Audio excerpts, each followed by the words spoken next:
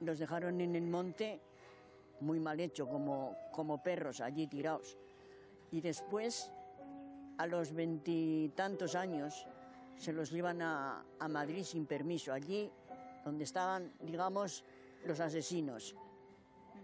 O sea que era un logro sacarlos de allí y ponerlos en su pueblo como les correspondía estar.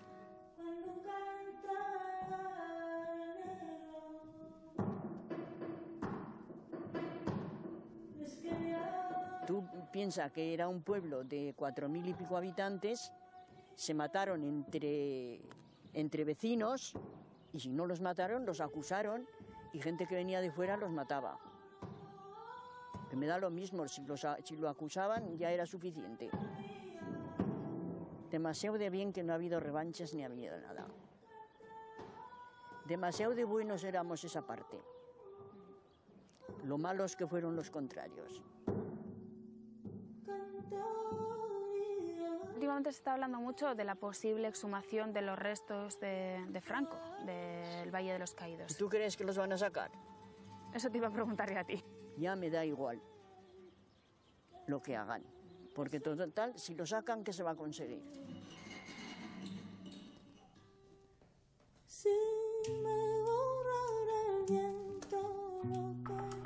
El Valle de los Caídos se abrió al público en el 59 y sigue siendo objeto de polémica. O sea, el Supremo acaba de rechazar el recurso para exhumar los restos de Franco y Primo de Rivera. El juez Garzón no solo defiende el traslado de los restos, sino también publicar los 34.000 nombres de las víctimas que aún siguen enterradas. Es que hay más de 1000 vascos en el valle. Muchas familias quieren recuperarlos y no pueden.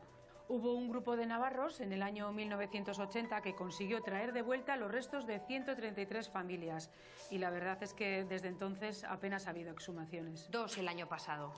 Y hace 5 o 6 años el gobierno creó una comisión para decidir el futuro del valle y para dignificar a las víctimas. En esa comisión se recomendaba trasladar los restos de Franco del Valle de los Caídos. Sí. Pero vamos, que todavía sigue allí. Ya, bueno, pues tenemos que saber cómo están las cosas en el Valle de los Caídos. Nos vamos a Madrid.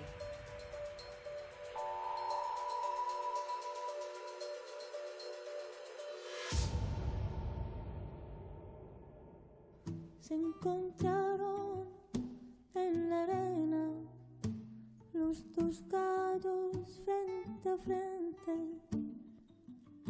Paco, ¿qué sitio es este? Bueno, este es el Valle de los Caídos. Fue imaginado por Franco durante la Guerra Civil. El decreto de construcción es del año 40. Luego tardaron prácticamente 20 años en construirlo, justamente el día de la Victoria, es el día que se inauguró. Es un monumento construido con un gran enterramiento, ¿no? Es la pirámide del franquismo. Entonces, y como cualquier pirámide, el faraón dentro.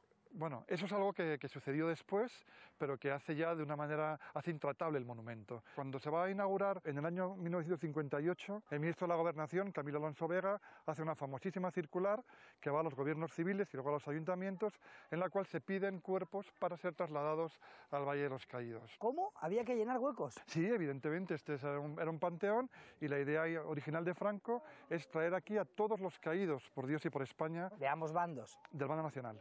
Esa es la idea que tenía Franco. Ahora, cuando en el año 58 Camilo Alonso Vega hace esta circular, hay una línea que es la que ha dado lugar a un proceso bastante surrealista y que en parte es lo que ha dado una gran complejidad al monumento.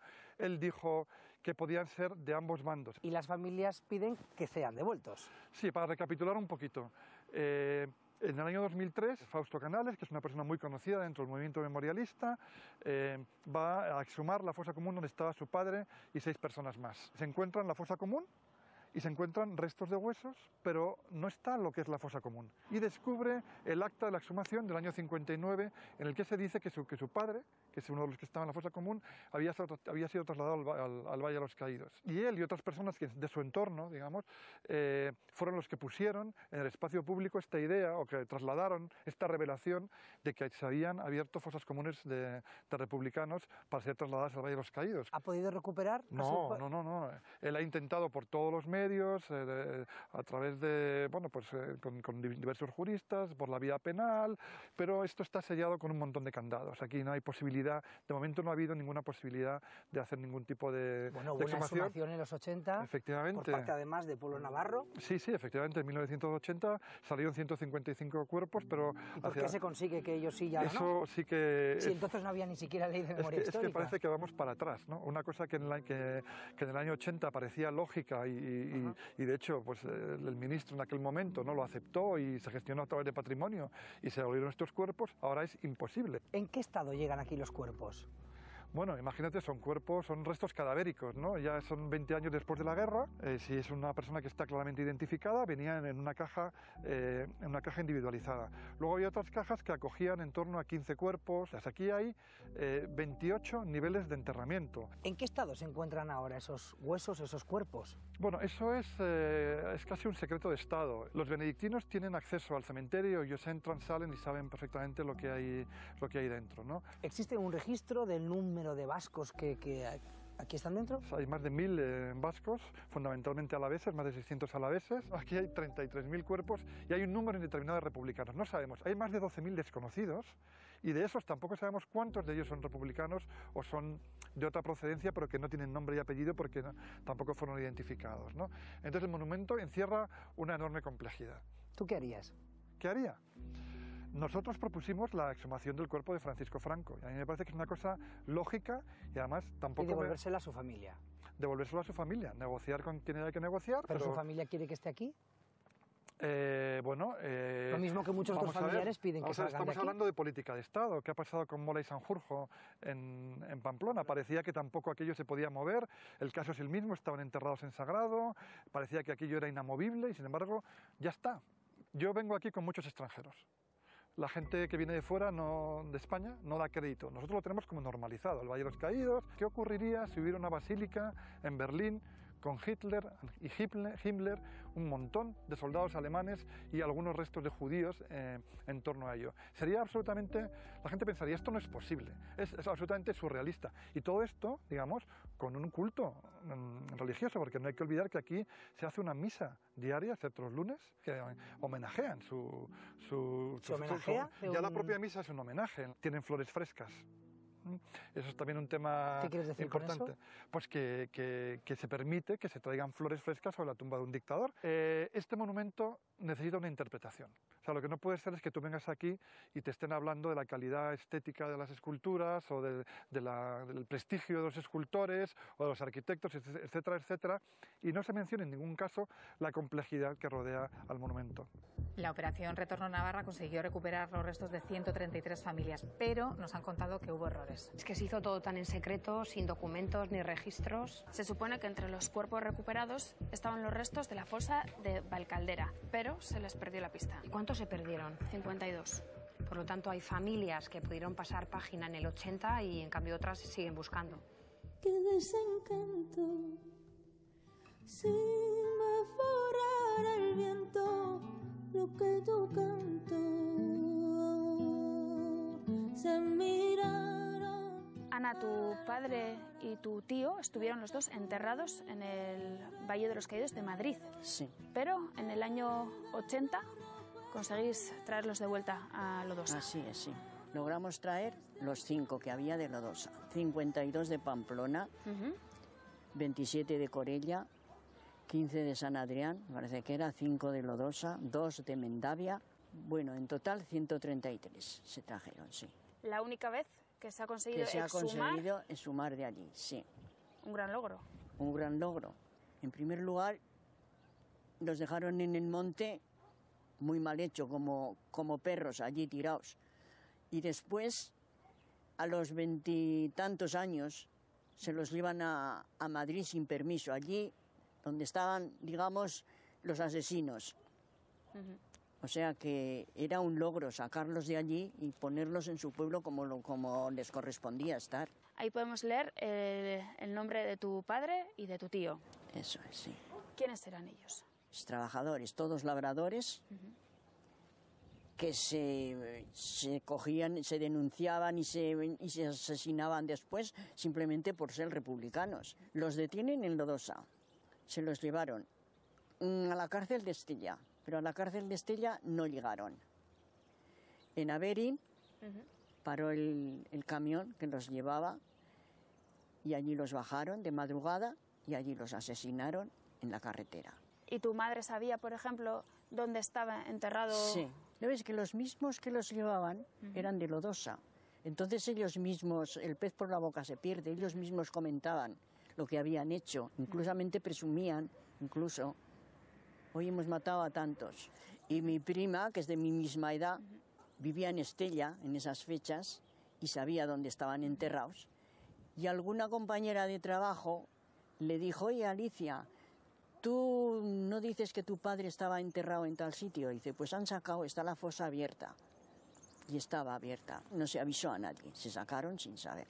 Pero a raíz de eso, seguimos haciendo reuniones en San Adrián. Porque el entonces alcalde de San Adrián estuvo trabajando en silencio José para Antonio, poder eso traer es, para poder los traerlos. restos. Todo tenía que ser en el más estricto Eso, en silencio. todo en silencio. Entonces se amenazó con eso, que iba a haber publicidad, o nos los daban, no había publicidad. Entonces, cuando llegáis al Valle de los Caídos, ¿quién os recibe o qué pasa ahí dentro? El ministro Tussell nos recibió en la puerta, además muy bien, ¿eh? La verdad es que se portaron muy bien. Hasta salir de allí, cuando estaba todo hecho, vuelta a los autobuses y vuelta para casa. La palabra es dignidad, lo que conseguisteis al traer los un poco restos. de dignidad, claro. ¿Qué más palabras te vienen a la mente? A la mente, yo no soy de palabras, hija. Justamente aprendimos a leer y escribir, que por poco nos lo prohíben también. Pero bueno, aquí sí que pone, ¿no? Asignados y humillados, Sí. recuperados y dignificados. Dignificados, eso es, sí. Tenemos el de poder venir aquí y leer los nombres, por lo menos. Ana, y de esto se habla mucho en el pueblo, de la guerra civil, de todo lo que pasó, de todos los muertos. Y hay gente que sí, que habla mucho, incluso te ayuda o te anima, pero también hay gente que le molesta que se siga hablando, porque a mi marido un día le dijeron que total, ¿para qué remover? Y le dijo, tú tienes a tu padre o tu abuelo o algún familiar, y dice, no, yo gracias a Dios no tengo a nadie. Pues por eso piensas de esa forma.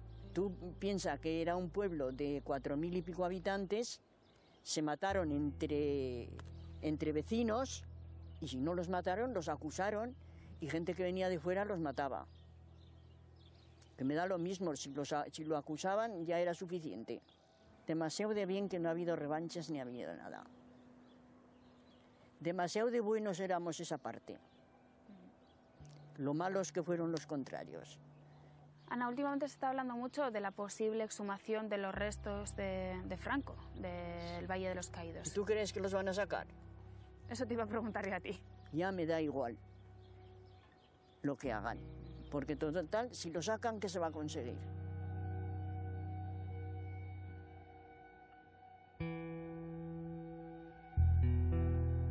Pues el Valle, le pese a quien le pese, es un lugar que desde sus comienzos, desde su comienzo, de su propia concepción, fue concebido como un lugar de verdadera reconciliación. ¿Se construye para qué? Pues como símbolo de reconciliación entre las dos Españas, para que las generaciones que nos sigan vean el monumento, sepan que hubo una guerra, una de las peores guerras, que es una guerra entre hermanos y que no debe volver a repetirse. ¿Quiénes están enterrados dentro? Dentro de los 33.847 nunca se ha contabilizado a José Antonio I de Rivera, que fue caído en la guerra, que me parece que José Antonio de gripe no murió, sino acribillado por las balas en Alicante el 20 de noviembre del 36. Y luego también está el general Franco, por decisión del por entonces príncipe de España, que quizá fue la última decisión que tomó como príncipe y una de las primeras que firmó como rey. ¿Qué te dice la familia Franco? ¿Quiere que los restos vuelvan a su familia? En absoluto. Ellos se niegan rotundamente a que los restos del general Franco salgan del valle. ¿Quieren que esté aquí? Sí. ¿Te dan algún tipo de motivo? Pues porque así se decidió desde un primer momento. La hija, y además no estoy traicionando ninguna conversación privada porque yo le pedí permiso para reproducir sus palabras donde nos pareciese, por ejemplo aquí, nos dijo que ella misma se enteró que el enterramiento de su padre iba a ser en el Valle de los Caídos 2 días antes del propio enterramiento. No es cierto que estuviese preparada su sepultura, eso es absolutamente falso. ¿Cómo se llama vuestra asociación? La Asociación para la Defensa del Valle de los Caídos. Si pone la palabra defensa significa que hay ataque. Por supuesto. ¿Cuál es el ataque hacia vuestra asociación? Pues desde siempre la asociación nace y fue legalizada en su día cuando todavía el acoso salvaje y despiadado por parte del gobierno del señor Rodríguez Zapatero no había comenzado. ¿Cuántos restos han salido? Salió en el año 80 unos restos con destino a Navarra, que eso a mí me encantaría peritar en qué estado se hizo esa exhumación. No tuvimos conocimiento, aquello se hizo con mucho secretismo, etcétera. Y bueno, nosotros no somos en absoluto contrarios a que nadie pueda sacar los restos de los suyos de aquí. Hay muchas familias que teniendo los suyos allí enterrados no permiten que con el ánimo de sumar a 2, 3, 4 personas sean tocados, removidos y sometidos a prueba de identificación el resto. ¿Cómo se financia vuestra asociación? No, por las cuotas de sus asociados y muy malamente, además. ¿Cuántos socios estáis? Eso va a quedar para el secreto del sumario. Los suficientes para defender este lugar con uñas y dientes. Existe una subvención de patrimonio hacia el valle. No es una subvención, es una asignación para el mantenimiento de la escolanía. Una escolanía, la única escolanía del mundo que canta gregoriano a diario. Yo siempre digo de los niños de la escolanía que son los mejores embajadores del valle. ¿Son niños que cantan a Franco? No, en absoluto, son niños que cantan a Dios. ¿Existe la apología del franquismo, del falangismo? En el valle ya no existe nada de esto. ¿Y de la contra? Pues hombre, de la contra sí que puede haber algo, entre otras cosas porque sí que se permite en la Puerta del Valle de manifestaciones de los foros por la memoria. Se gritan consignas como esa cruz la vamos a tirar, la cruz hay que volarla, etcétera. La cruz más alta del mundo, la cruz más grande de la cristiandad. ¿Eso es un orgullo? Por supuesto, tener en España un monumento envidia del mundo entero y patrimonio de todos los españoles. ¿Una cruz franquista es una cruz cristiana? Es que esto no es una cruz franquista. ¿Quién ha dicho que sea una cruz franquista? ¿La construyó? Una cruz es una cruz. Una cruz es una cruz. Sí, sí. Que todo el que odia el Valle de los Caídos se limita a decir de generación en generación, como es aquello de una mentira repetidamente termina convirtiéndose en verdad. Lo que ocurre es que Patrimonio Nacional no dedica ni muchísimo menos lo que tiene que dedicar. No hay ni voluntad política ni voluntad económica del beneficiar este lugar como lo que es, lo que debería ser única y exclusivamente para patrimonio, un lugar turístico de primerísimo orden.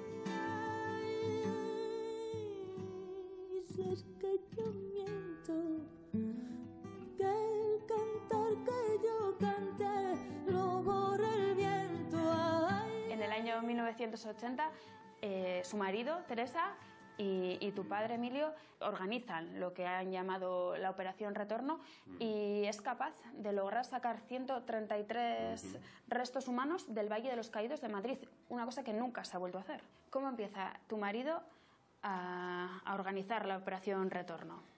Pues gestiones. Uno se tuvo que retirar. Todo en secreto, ¿no? Sí. No se podía contar nada. No se podía contar nada. Ibas e indagabas como los periodistas o los detectives.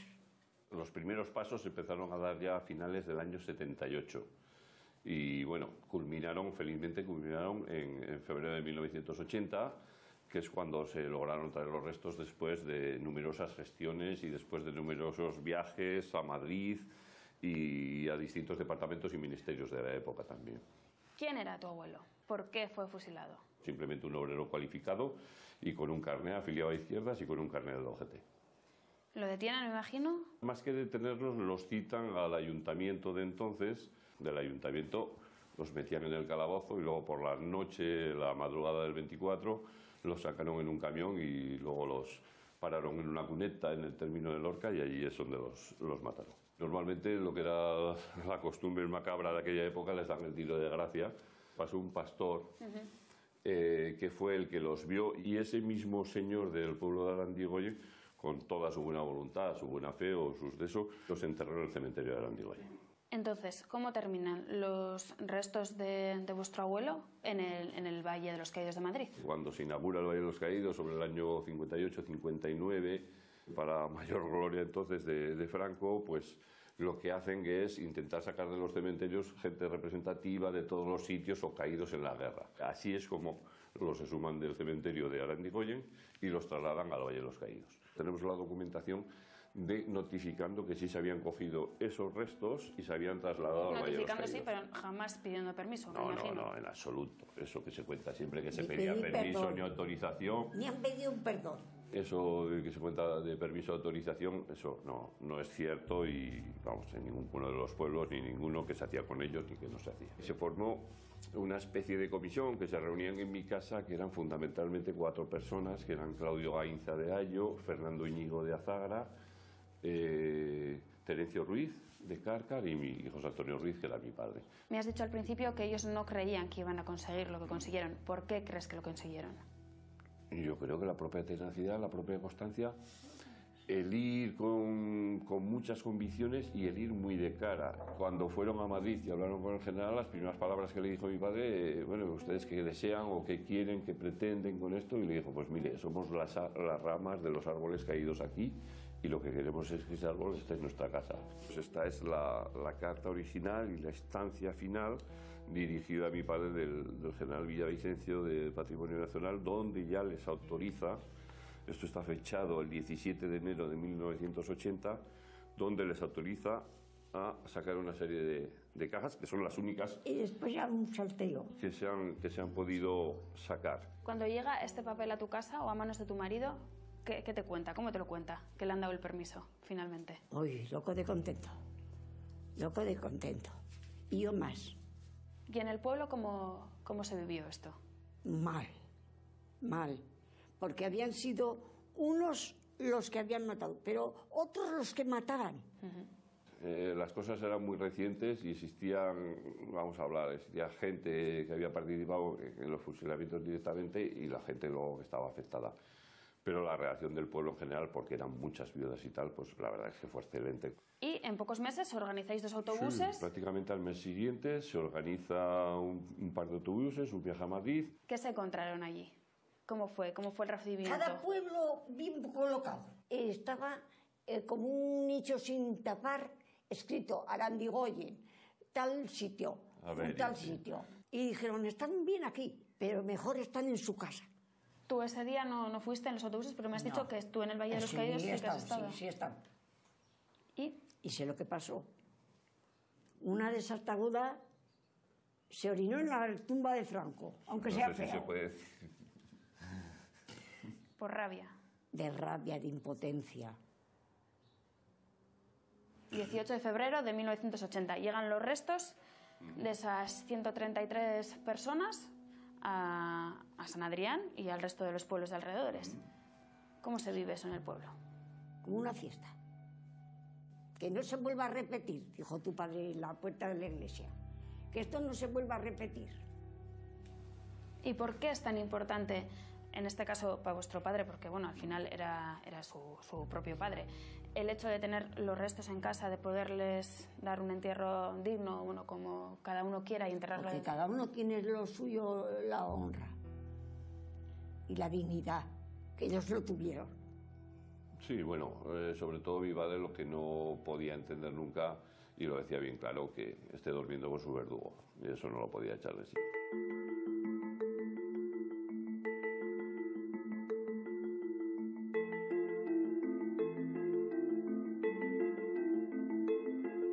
Juanjo, entre los restos de esos 133 republicanos navarros que fueron recuperados del Valle de los Caídos y devueltos a sus familiares aquí en Navarra, estaban los de tu abuelo, pero no llegan a vuestras manos.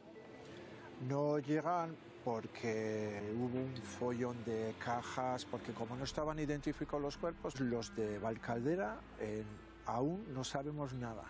Que son 51 personas. Eso es, 51 personas. Que a día de hoy, entre ellos tu abuelo, no sabéis dónde han acabado esos restos óseos. No sabemos nada y ahora el Estado español se tendría que responsabilizar un poco de eso, ¿no? Porque es como un responsable subsidiario de lo que pasó en el 36.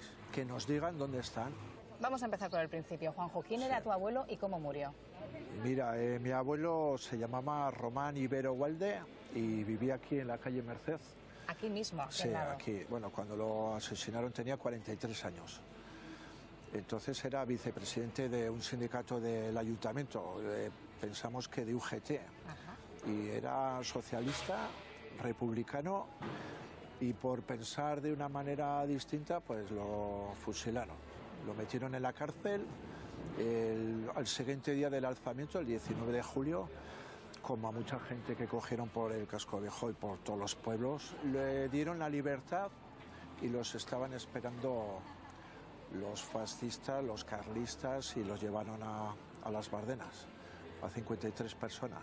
¿Dónde fue fusilado concretamente? En un paraje de Cadrita, en las Bardenas. Asesinaron a 52, menos Honorino Arteta, que le pegaron un tiro en la pierna y se hizo el muerto, y ese es el testigo de lo que de que se sabe un poco de eso, de Valcaldera. Hay una reseña en esta calle en el suelo en memoria de tu abuelo. Sí, les llamamos tropezones y en esta calle pues cogieron a 17 personas y mi abuelo que vivía en el portal de al lado pues también lo cogieron y los detuvieron a todos. En el momento en que tu abuelo es fusilado, ¿vuestra familia tiene conocimiento de dónde está su cuerpo? Sí, mi abuela, por algún escrito que he leído, sabe que los asesinaron allá, ¿no? Y a los pocos días debieron ir hasta ese paraje a coger el cuerpo, pero como ya los habían cerrado la fosa, pues no les dejaron sacar los cuerpos. ¿Qué pasa después? En 1959, pues el Papa debe hablar con Franco para la inauguración del Valle de los Caídos y entonces pues sacan cuerpos para llenar allá los columbarios de huesos y se lo llevan sin permiso de las familias. Si llegan a pedir permiso a mi abuela o a mis tías o a mi padre, pues habrían dicho que no. O sea, estar enterrado ahí con Franco y con la gente que los fusiló a ellos. ¿En tu familia participan en esa comisión para conseguir traerles? Sí, yo creo que una tía mía, mi tía Tere, pues estuvo en esa comisión y puede que habría ido hasta Madrid y habría vuelto con la comitiva con todas las cajas de los fusilados. En cualquier caso, vosotros creéis que no se hicieron las gestiones correctamente en ese traslado, ¿no? Y por eso pasó lo que pasó. Sí, hombre, yo creo que no se hicieron correctamente porque si desde el 80 hasta hoy han pasado 37 años y aún no sabemos dónde están los cuerpos de nuestra familia. Junto a la foto de tu abuelo has traído también una carta que tú mismo le escribiste. Esta carta la escribí un poco con el sentimiento de un nieto que no lo ha conocido a su abuelo y bueno, lo que dije un poco fue pues que a mi abuelo lo asesinaron 3 veces porque el día que lo asesinaron, el día que lo sacaron de la fosa sin nuestro permiso de la familia y el día que se perdió en Navarra cuando los trajeron para enterrarlos en algún cementerio de pueblos y en Pamplona. ¿Y habéis conseguido hablar con la hija de Franco? Ni la hija, Carmen Franco, ni la nieta, Carmen Martínez Bordiú, quieren hablar. Ya. Bueno, pues hay una nieta de 2 fusilados en Calatayud en el 36 que ha peleado en los tribunales y ha conseguido que un juez permita sacar los restos del familiar del Valle el año pasado. La pregunta es por qué unos pueden y otros no. Vamos a ver qué dice la Ley de Memoria Histórica y ver qué derechos tienen. La Ley de Memoria Histórica nace en el año 2007 con el presidente Zapatero. Hay un debate parlamentario en el Congreso de los Diputados. Esta ley sale adelante con la mayoría de todos los grupos, a excepción del Partido Popular, y ahí, entre otras cosas, se aprueba mantener o realizar proyectos de exhumación destinando dinero de los presupuestos generales del Estado para exhumar a tantas y tantas víctimas del franquismo, que en ese momento la cifra todavía no se sabía, se supo un poco después, pero la idea era dar dignidad a estas víctimas y retirar toda la simbología de exaltación de guerra civil y dictadura que hay en nuestras calles. ¿Esta ley se lleva a cabo? No, esta ley se incumple por según qué alcaldes, alcaldesas, obispos y arzobispos, y eso es más propio de unos pequeños dictadores que de unos demócratas. Eduardo, echa la ley, echa la trampa. ¿Cuál es la trampa de la memoria histórica?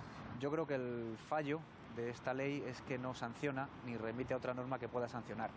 Por tanto, el incumplimiento a los alcaldes, alcaldesas, obispos y arzobispos les sale gratis. Es una ley cuyo espíritu es realizar las exhumaciones.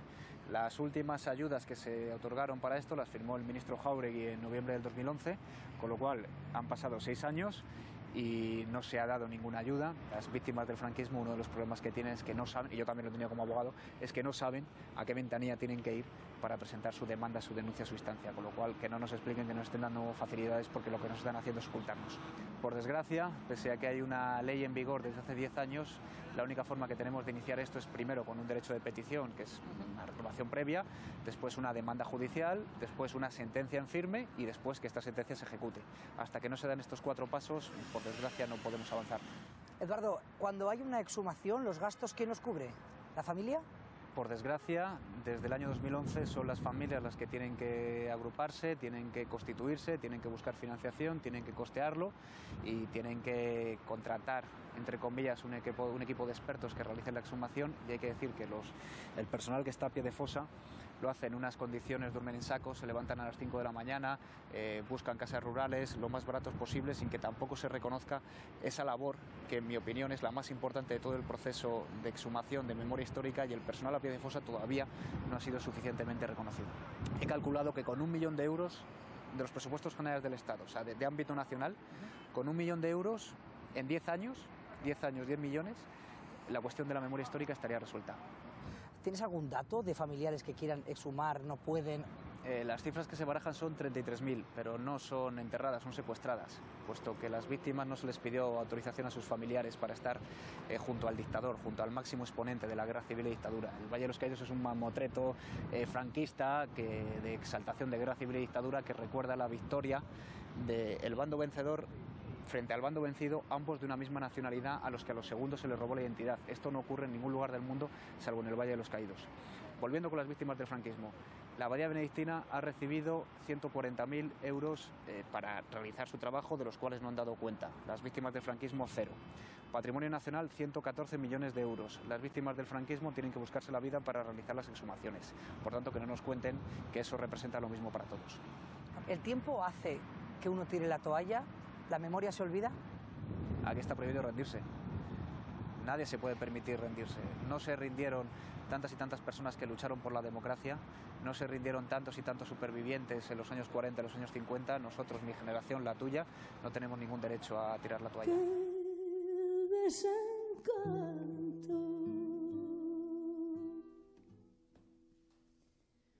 Si me borrara. Belén, ¿dónde está Aitite enterrado? Pues creemos, o tenemos casi la total seguridad, de que está en el Valle de los Caídos. ¿Y tú estás empeñada en sacarle de allí?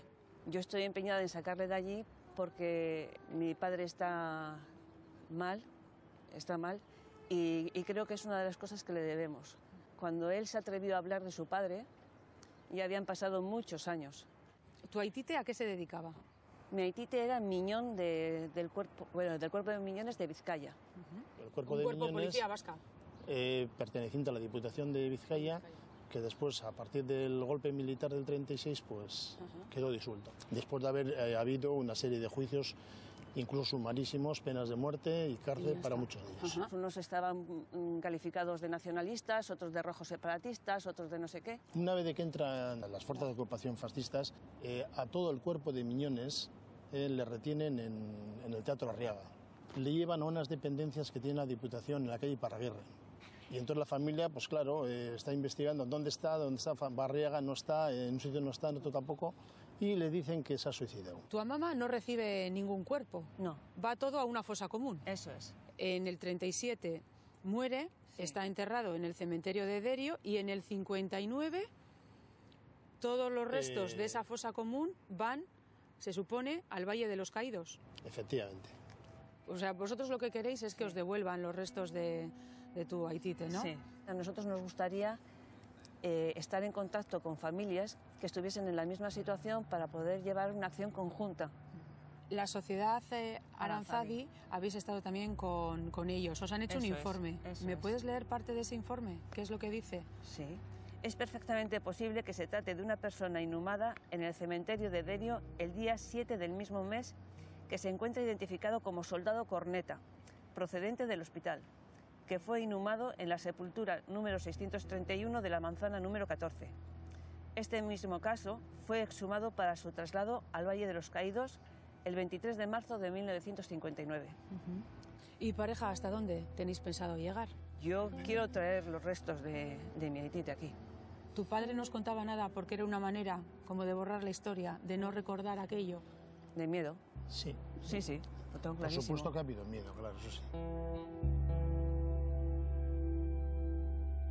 En el Valle de los Caídos hay más de 30.000 personas enterradas. ¿Realmente sería posible identificar a todas las personas que se quiere exhumar? El forense Paco Echevarri dice que hay montañas de huesos en algunos lugares del valle, así que... Paco tiene muchísima experiencia con las fosas de la Guerra Civil aquí en Euskadi e incluso ha hecho muchas identificaciones.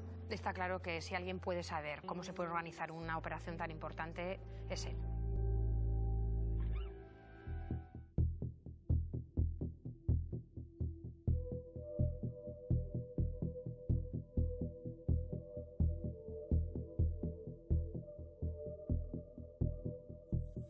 ¿Crees que es posible exhumar los restos del Valle de los Caídos?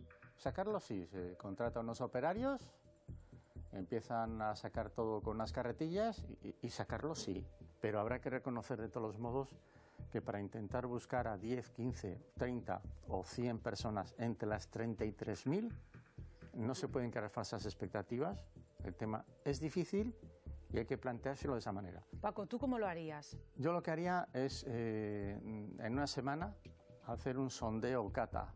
Entraría con un equipo y vería como más hacia adentro, es decir, no solamente desde la puerta, porque eso, hasta la idea que son unos nichos, unos almacenes donde se han ido rellenando de cajas y han llegado a la puerta, tú puedes volver a desmontar la puerta y mirar hacia adentro y enfrentarte a un volumen que inmenso. veíamos una montaña de huesos. Como si fuera una pirámide. Y en algún caso con el derrumbe de lo que eran una especie de pisos intermedios dentro de ese hueco. Pero en los laterales puede que existan todavía algunas cajas que estén bien, que pueden estar mejor conservadas. Eso es lo que se debería hacer y teniendo en cuenta que las reclamaciones, que son muy pocas, centran la tarea en alguna de las capillas y no todas están igualmente deterioradas, ¿por qué no se intenta hacer el esfuerzo con una? Un siguiente paso, ¿qué sería? ¿Crear un banco, por ejemplo, de ADN? El tema aquí es bastante más complicado. También ahí no hay que crear falsas expectativas. Lo que sí se tiene que hacer es tomar las muestras a los familiares, siempre con hipótesis de trabajo. Para hacer las pruebas genéticas habrá que hacerlo con una orientación. Esa es la capilla, las cajas, parece que es esta. ¿Pero qué vamos a hacer? ¿El ADN a los 33.000 que están ahí dentro? Uf, terrible. O sea, no lo estamos pudiendo hacer para otros casos del detenido desaparecido que está enterrado en una cuneta y fue asesinado. Que se sabe concretamente dónde. Que casi todo el mundo sabe, la fosa está en mi pueblo, la que está a la salida en conexión con otro. Y lo vamos a hacer para los 33.000 que murieron, muchos de ellos en combate. ¿Pero qué sucede? ¿Que no se quiere hacer? No se quiere hacer, claro, hombre, ese es el punto principal, es que no se quiere hacer.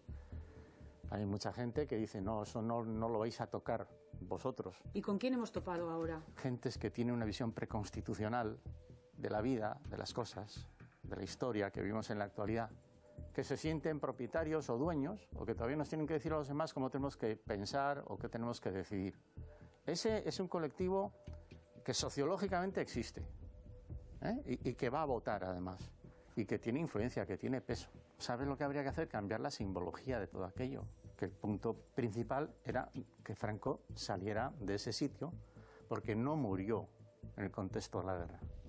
Y a partir de ahí buscar a un japonés que igual todavía no ha nacido, que sea un genio del diseño y que sea capaz de transformar el edificio con más simbología fascista que hay en España, transformarlo en algo que permita entender la realidad de lo que nos ocurrió en nuestra historia reciente, en nuestras familias en el siglo XX. Complicado, ¿eh? Muy complicado.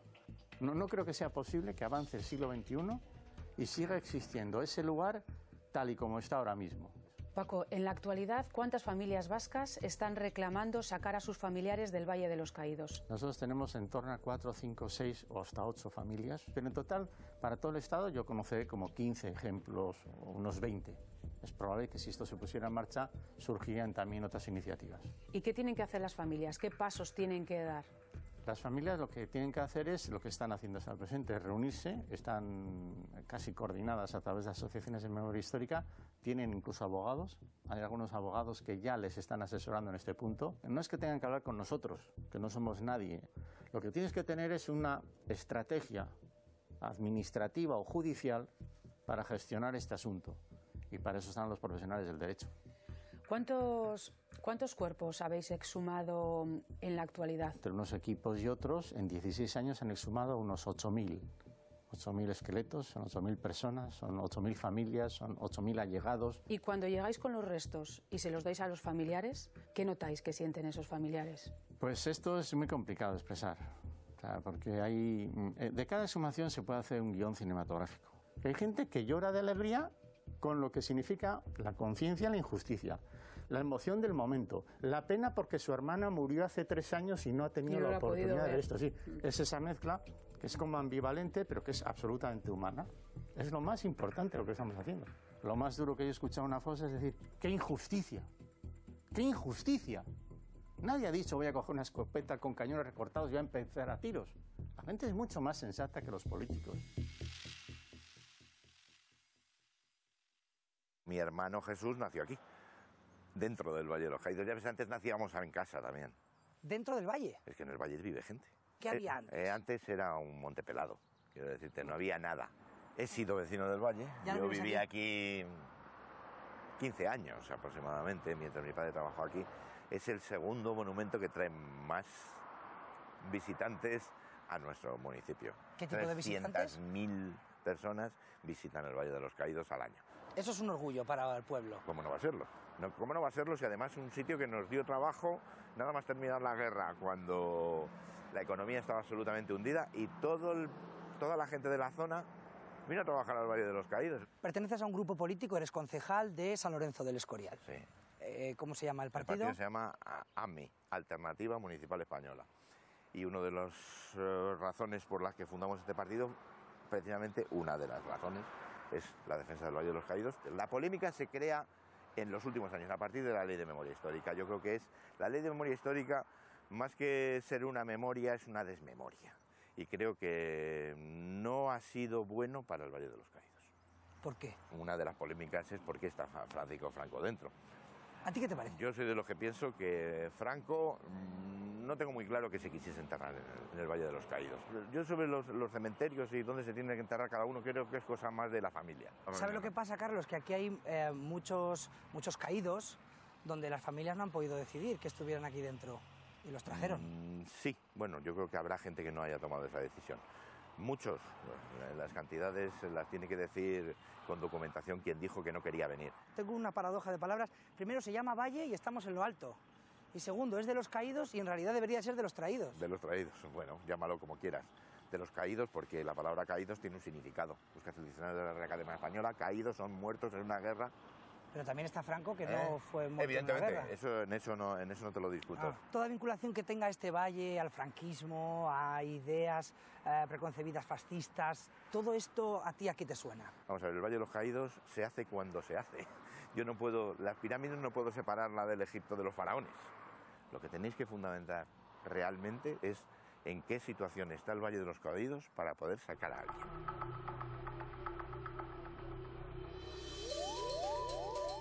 Franco y Primo de Rivera siguen en el valle, pero el año pasado exhumaron los restos de los generales Mola y Sanjurjo del monumento a los caídos de Pamplona.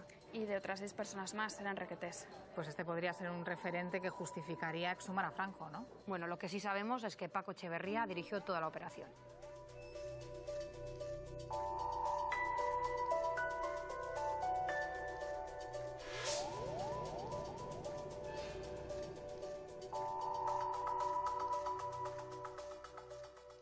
Juanjo Martinena, historiador. ¿Cuándo se construye este monumento a los caídos de Pamplona? Tiene lugar inmediatamente terminada la guerra y lo primero que se hace es encargar el proyecto a un arquitecto navarro entonces de gran prestigio. La idea de don José Yarnoz era que fuera un monumento integrador, que se hubiera enterrado a personas de los dos bandos. ¿Sí? La idea, naturalmente, supongo que se la quitaron de la cabeza enseguida. Se presupuestan 4.125.000 aproximadamente y al terminar costó entre 3 y 4 veces más. Y se inaugura en vísperas de la fiesta de San Francisco Javier, patrón de Navarra, del año 52. Viene Franco, las imágenes de entonces son impresionantes, apabullantes, pues de aquella estética de aquel momento grandilocuente y bueno, pues que nos recordaba las grandes celebraciones de la Alemania o la Italia de aquellos momentos o de unos inmediatos años antes, ¿no? Aquí posteriormente se entierra a 8 personas. Es el general Sanjurjo, Mola y otras 6 personas ilustres de la época. Mola estuvo mucho tiempo en el cementerio de Pamplona, en un nicho, pues como cualquier nicho de cualquier ciudadano que muriera entonces. ¿Y por qué se le traslada aquí? Mola, porque no siendo navarro, pues le tocó lógicamente iniciar el alzamiento aquí en el famoso 18 de julio, o 19, y Sanjurjo, porque era navarro pamplonés de la calle Mayor, porque sí recuerden, pues todo lo que es la avenida de Carlos III, un desfile solemnísimo, todos los balcones engalanados, una mezcla, diríamos, de procesión y de desfile, porque venían los restos en armones de artillería, con toda la escolta militar, bandas de música, trompetas y tambores, etcétera, y por supuesto pues todas las autoridades eclesiásticas, civiles, en fin. Juan José, tú perteneces a una plataforma ciudadana que lo que pretende es convertir este edificio en un museo de la historia de Navarra. De la ciudad. Es plenamente digno de incorporarse en esta nueva etapa, en una segunda etapa, en una segunda vida al futuro de la cultura en Pamplona.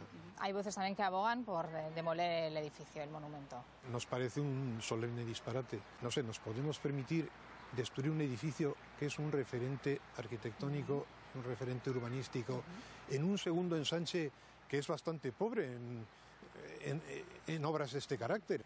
Me parece, con todos los respetos, una actitud que es la que ahora están teniendo en algunos países el Estado Islámico, los talibanes, que destruyen todo aquello que no entra en su peculiar concepción del mundo.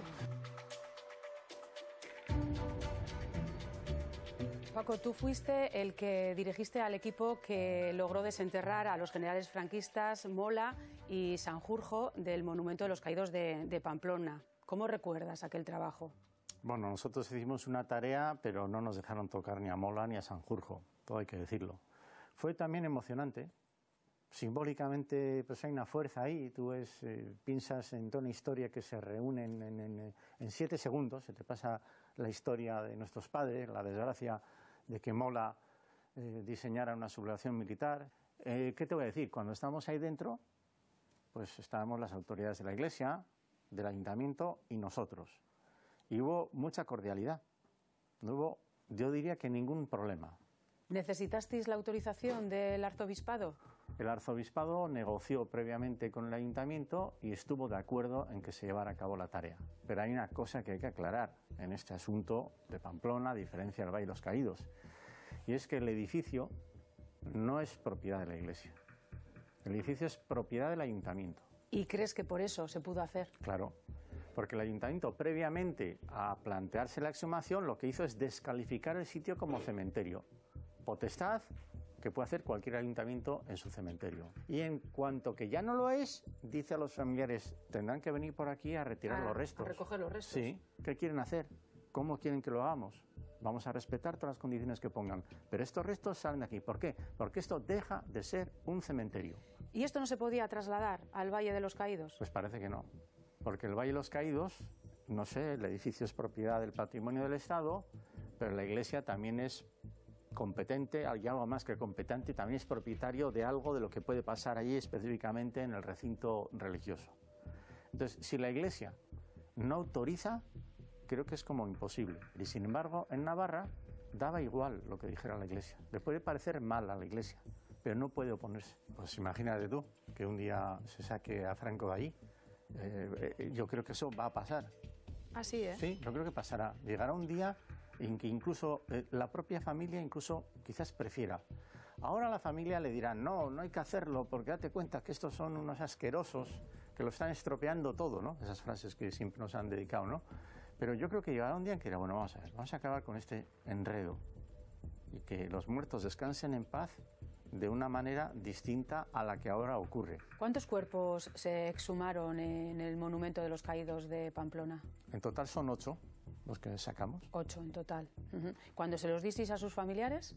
Se sellaron las cajas, se quedaron en custodia por parte de la Policía Municipal y se trasladaron mediante funeraria, etcétera, a los destinos que esas familias hayan querido en su pueblo, en el panteón del pueblo. Algunos incluso nos habían dicho, lo vamos a entrar con su hermano. Y algunas de las familias de estas personas estaban totalmente de acuerdo, porque no les parecía bien que la aitona o el abuelo estuviera enterrado con Mola.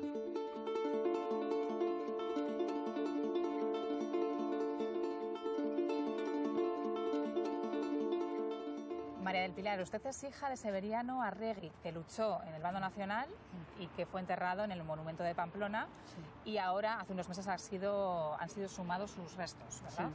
Considero que para ayudar a su patria, que según su criterio estaba muy mal, y entonces se presentó voluntario al ejército español, que no lo aceptó por la edad. ¿Cuántos años tenía, me ha dicho? 62 años. Entonces se presentó a los requetés de Sevilla, que era el tercio de Virgen de los Reyes de Sevilla, y allí lo aceptaron. Y se fue al frente con los requetés. Él estuvo poco tiempo en el frente, pronto murió. Él estaba dispuesto a morir por su patria porque él pensaba que era lo que tenía que hacer y lo hizo. En un primer momento, perdóname María del Pilar, se le enterró ¿dónde? Estaba en Sevilla. En Sevilla. En Sevilla. Él estaba en Sevilla, en el Panteón de los Héroes, lo enterraron. Ajá. Y mi madre no quería porque decía, tenía sus ideas, y además era médico, y decía que a los muertos hay que dejarlos tranquilos, que eso de pasear a los muertos le parecía fatal. Pero finalmente le exhumaron y esos restos fueron trasladados a Pamplona. Es que se presentó un señor en Menorca, en representación de la Diputación de Navarra, para convencerla de que firma, porque sin su consentimiento no lo podían trasladar. Desde entonces, que esto fue, si no me equivoco, en 1958, los restos de su padre permanecen en el Monumento de Pamplona. Sí. Pero hace unos meses, el año pasado, en 2016, recibís un comunicado del Ayuntamiento de Pamplona que quiere exhumar los restos de allí. Me pusieron en comunicación con los nietos del general Sanjurjo y me enteré de que ellos no querían tampoco que sumaran los restos del general Sanjurjo. Y entonces yo les dije que yo era partidaria de que no los exhumaran. Ya la última carta ya vi que si no iba por los restos de mi padre, lo iban a meter en una fosa común. Claro, y entonces me quedé horrorizada de pensar que iban a meterlo en una fosa común. Y hubo gente a la que estoy muy agradecida, que se portaron fantásticamente, recogieron los restos de mi padre y lo enterraron. María del Pilar, estas exhumaciones se producen porque el Ayuntamiento considera que tiene que acogerse a la Ley de Memoria Histórica y considera que este monumento es un símbolo franquista. Sí, bueno, vamos a ver, ¿qué es eso de la Ley de la Memoria Histórica? O no estoy bien enterada, o es que todas las personas que no estén enterradas, que tengan derecho la familia a buscarlos, a encontrarlos y darles una sepultura digna. Eso es lo que yo entiendo por la Ley de la Memoria Histórica. Si tenemos que desenterrar a los millones desde hace más de 10 siglos que en España tenían la costumbre de enterrar los muertos en las iglesias, es que nos vamos a pasar 10 años desenterrando muertos y cadáveres, ¿no? Creo que eso no es por el hecho de que esté enterrado en una iglesia, es por el hecho de que fue durante la guerra franquista, que como ahora ellos son contrarios, pues quieren decir, pues ahora nosotros mandamos, pues a la porra. Lo he pasado muy mal, con un estrés tremendo, buscando luego notarios que me quisieran dar la autorización al señor que lo recogió. Mi hija indignada, porque decía, mamá, tú no tienes edad para este estrés. Bueno, cada uno con su conciencia, que haga lo que quiera. María del Pilar, ¿usted qué piensa de que por esa ley de memoria histórica se estén eliminando los símbolos franquistas? Mire, ¿qué quiere que le diga? Ir contra la historia. La persona en este mundo que más daño ha hecho a Francia fue Napoleón. ¿Y dónde está Napoleón? Está en un monumento, en Los Inválidos. Y allí tiene la tumba de Napoleón impresionante. Y allí está. ¿Por qué nosotros tenemos que estar siempre rompiendo nuestra historia? La historia nuestra es nuestra historia. Será mala. Yo no juzgo si fuera buena o mala, pero es nuestra historia. Pretender ahora decir, no, lo vamos a quitar todo como si no hubiera pasado. No, hijo mío, ha pasado. Y ha pasado, y muchas muertes, y ha costado mucha sangre. Y si ha costado muerte y sangre, déjalo que se vea.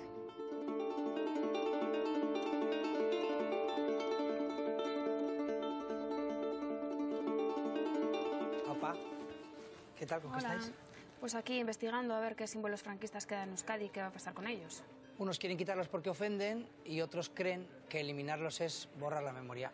Es que recordar sin ofender es complicado.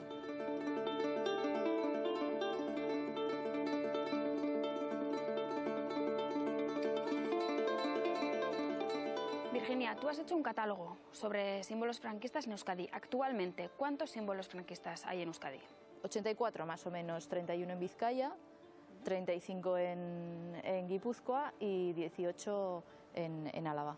¿Cuál es tu apuesta? ¿Qué dirías que hay que hacer con estos símbolos franquistas? Yo pienso que habría que construir un mapa de la memoria, hacer placas con cada monumento, con cada calle, con todo aquello que queda y contextualizarlo, no descontextualizarlo y llevarlo a un museo. Virginia, pues si te parece vamos a repasar un poco los símbolos franquistas provincia por provincia.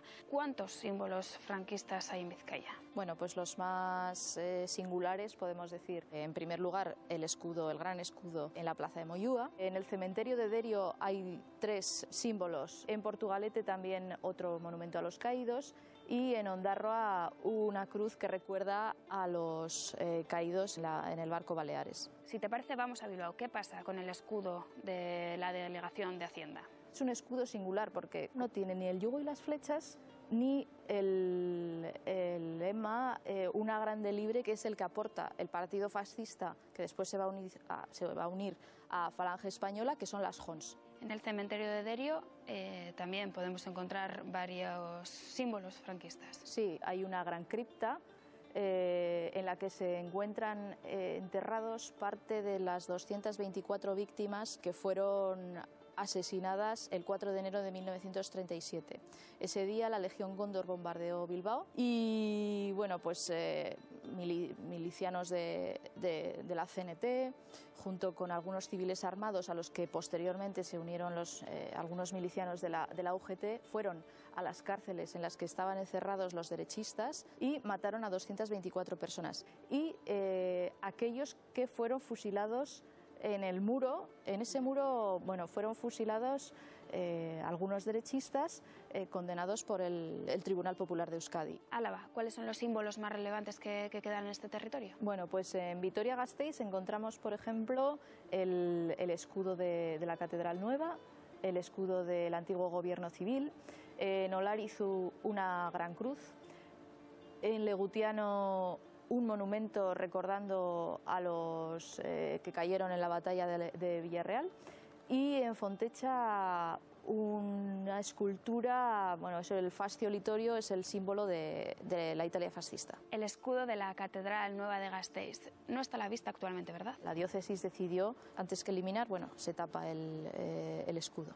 ¿Y el escudo del Gobierno Civil por qué es tan relevante? Es relevante, bueno, pues porque es un gran edificio que acogía al Gobierno Civil, muy representativo del personaje que era entonces el gobernador, Luis Martín Ballestero, que era de los duros del régimen, y mandó construir un nuevo edificio para albergar el Gobierno Civil, viniendo Franco a inaugurar el propio edificio. Y por último, Guipúzcoa. Vemos menos simbología franquista en esta provincia. ¿Por qué? Hay varias cruces que coronan varios montes. Yo creo que el más singular es este en Oiartzun, bueno, figura la referencia a José Antonio Primo de Rivera, fundador de la Falange, ¿no? Pero en Guipúzcoa predomina sobre todo como símbolo las calles. Hay muchísimas calles que hacen referencia a Navarra, a Zumalacárregui y a Oriamendi, es decir, al carlismo. En otros países como Alemania e Italia también ha habido dictaduras. Virginia, ¿qué han hecho en estos países con su simbología? Bueno, pues por ejemplo en Alemania, cuando terminó la Segunda Guerra Mundial, se tendió a eliminar los edificios, pero en buena parte también porque esos edificios habían quedado destruidos. Sin embargo, con el tiempo se han ido dando cuenta de que lo que hay que hacer es conservar y crear centros de memoria en torno a esos edificios. La prueba más evidente de que efectivamente existió el nazismo, el genocidio, el holocausto, es Auschwitz. Si lo destruimos, esos historiadores negacionistas del holocausto podrían tener argumentos para decir que todo aquello es inventado. ¿Te parece una buena decisión, por ejemplo, que podríamos copiar para el Valle de los Caídos?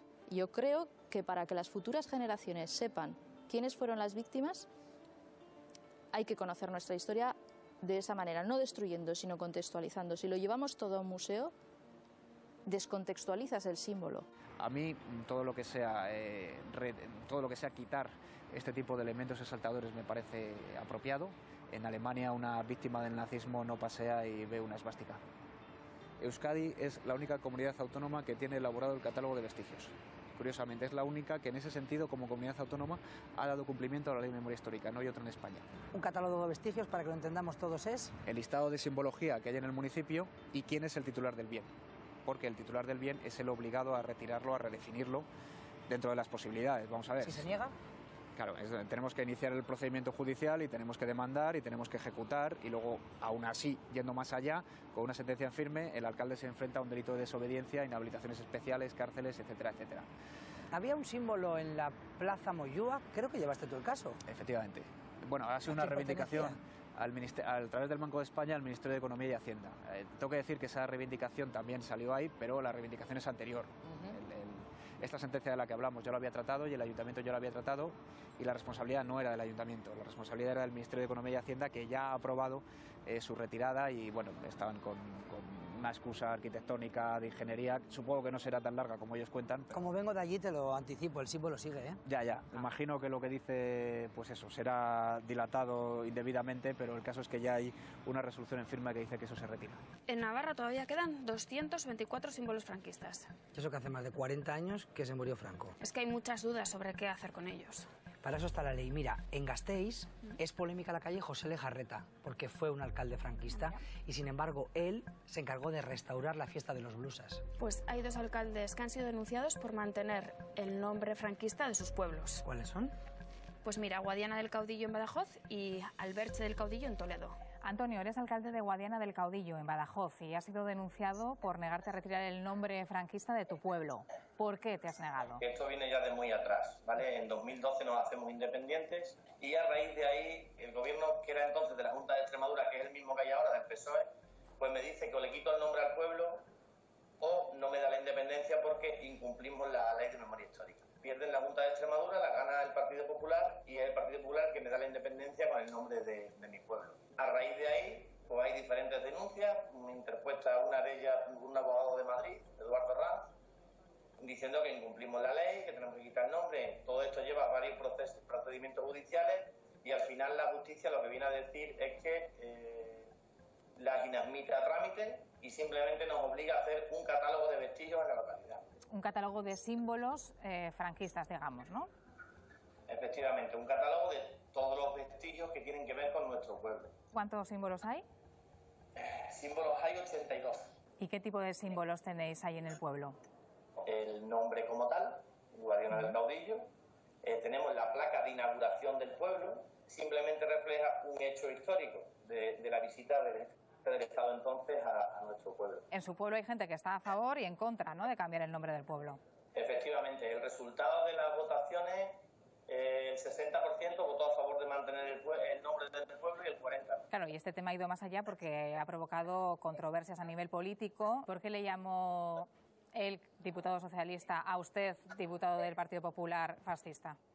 Pues mira, porque la moción que se debatía en aquel momento era sobre un premio que me había dado la Fundación Francisco Franco. ¿El premio por qué se lo daban? Por defender la memoria de la obra que se hizo en aquella época en nuestra zona, en la zona regable de Montijo. Cuando Franco murió tenía yo 3 años. Pues imagínese usted lo que me toca a mí. Lo único, si el pueblo, lo que sí le puedo decir, que si el pueblo hubiera decidido quitar el nombre, lo hubiera quitado al día siguiente. Pero como el pueblo no decidió, yo voy a defender la voluntad de los vecinos de mi pueblo y a mi pueblo, que para eso creo que nos votan los vecinos. Usted es alcalde por el Partido Popular. ¿Cree que esto al final se ha convertido en una guerra política, ideológica, entre 2 partes? Cada vez que el PSOE quiere desviar la atención, saca algún tema controvertido con Franco. Yo no estoy en una batalla ideológica, simplemente defendiendo la voluntad de los vecinos de mi pueblo.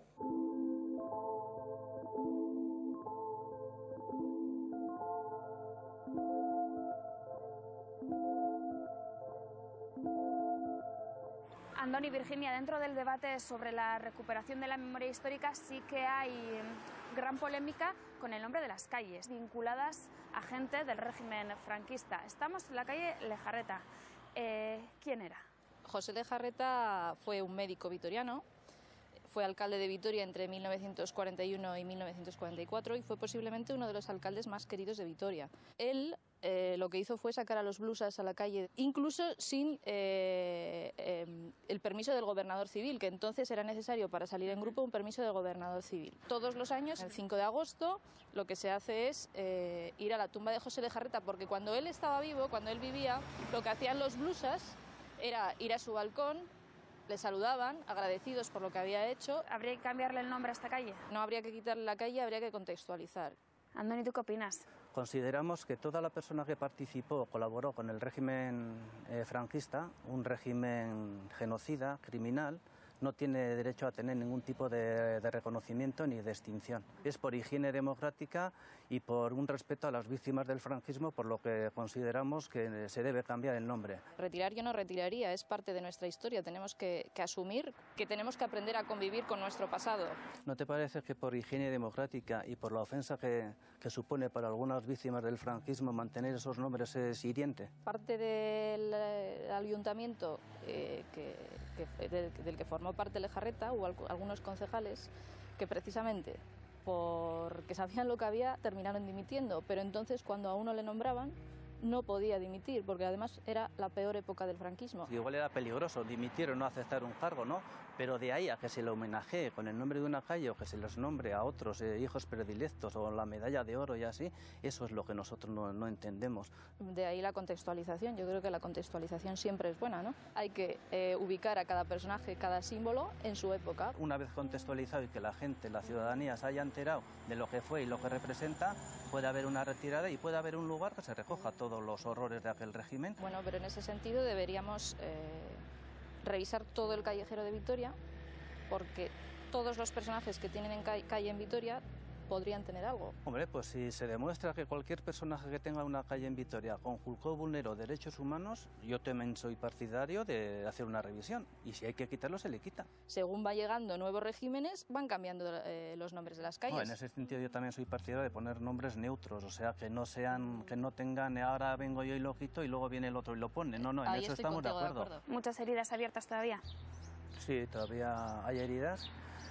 La juventud ya no sabe la connotación de algunas personas, pero gente ya de una edad, pues sí que la sabemos, ¿no? Pues Virginia Andón, eskerrik asko por vuestras explicaciones. Menuda tensión en Alicante. Un juez ha ordenado devolver a una plaza su nombre franquista, la División Azul, increíble. 40 años de dictadura han dejado una huella muy profunda. Mira lo que pasó en Euskadi con la cultura vasca.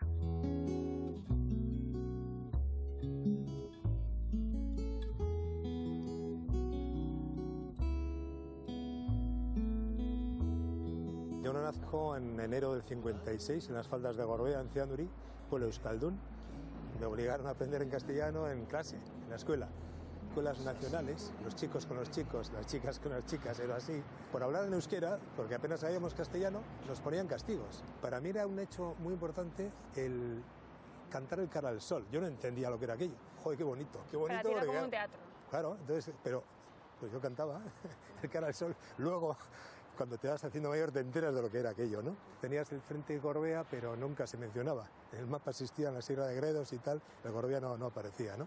Luego a los 10 años me metieron interno en Durango, jesuitas, y recuerdo una anécdota, un chaval y yo, Antoni, un vecino mío, y yo, yendo por la calle en Durango, que el Durango apenas hablaba euskera en aquella época, ¿no? Y un señor nos da un duro, salta del bolsillo, oiga, chavales, ahí va, órale cobana. No entendíamos por qué. Pues el porqué era porque nos vio hablando euskera. La reivindicación anterior a nosotros, estoy hablando del 70, más o menos cuando empezó Esdoca Mairu, 68, 70, era una reivindicación sobre todo cultural. Había una necesidad y por eso se creó, ¿no? Desde, pues bueno, Irigaray, pero ya la Boa, Severlete, Lourdes Iriondo, Benito Rechundi, y yo empecé un poquito más tarde, pues ya tengo el 74.